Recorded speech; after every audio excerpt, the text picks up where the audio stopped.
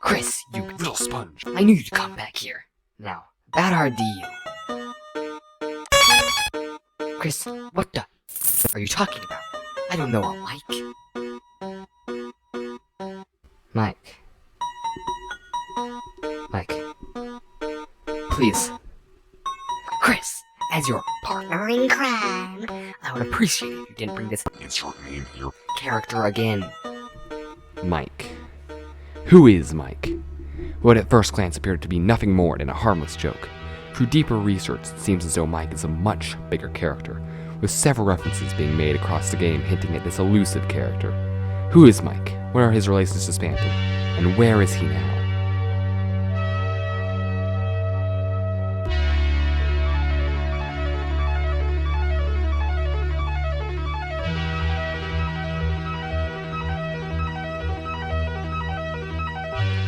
The first thing we need to look at is Spamton himself.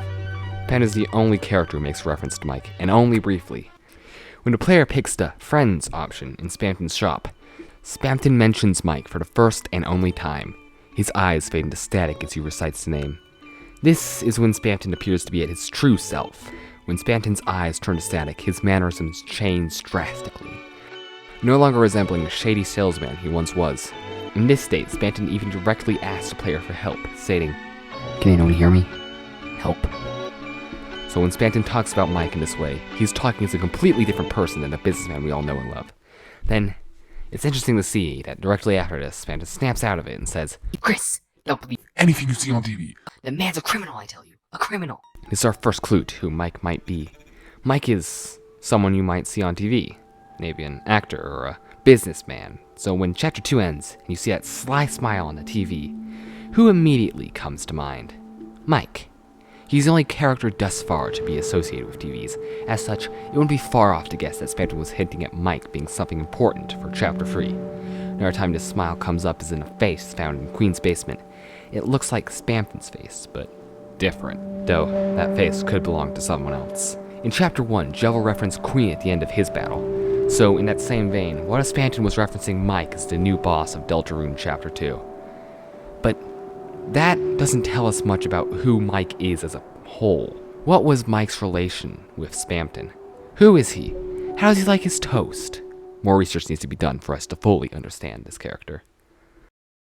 It's clear that Spamton does not like Mike, as he calls him a criminal. What Mike did for Spamton to think that is unclear. But it had to be something pretty drastic. You don't go around accusing people of being a criminal every day. Well, unless you're a cop or judge or something. What could Mike have done is the question. Maybe Mike and Spamton had a business together, but things turned south. This wouldn't be hard to believe, considering where Mike and Spamton come from. Outside of the game, that is. That it makes several references to a commercial shot in 1997, Spamton's favorite year, where Mike Ditka, a former American football player, advertises a new line of soda called Big Shot. Sound familiar? Considering this connection, isn't it hard to believe that Mike and Spamton could have worked together on something similar in Deltarune? Maybe Big Shot Autos, Spamton's old auto dealership.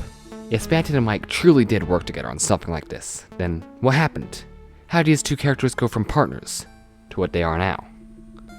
Maybe Spamton and Mike are still good friends. Spamton seemed to talk fondly of Mike when his eyes were static. If Spamton's eyes going static shows his true self, maybe Spamton and Mike were good buds until he became the spam-corrupted mess of a salesman he is now.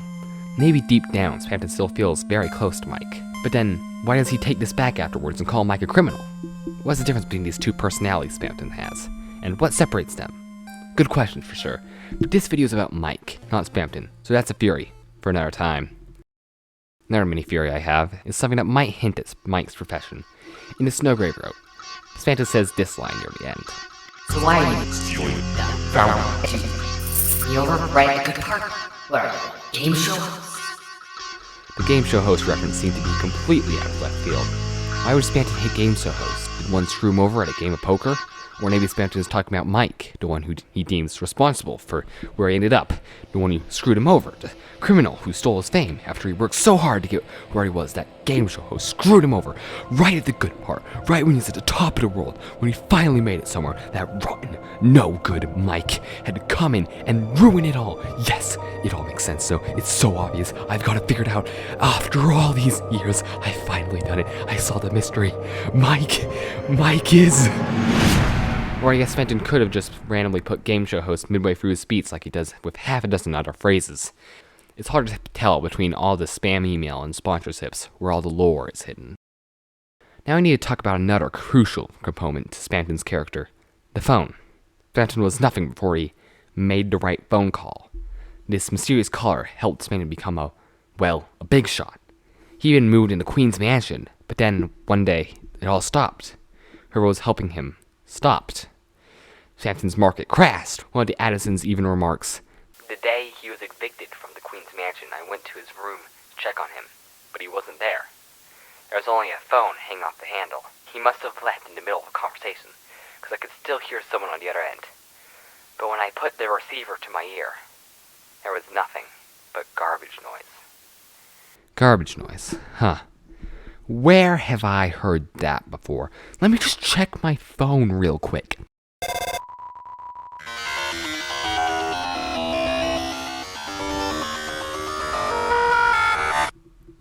Gaster. It all comes back to Gaster, the man believed to turn both Spamton and Jevil.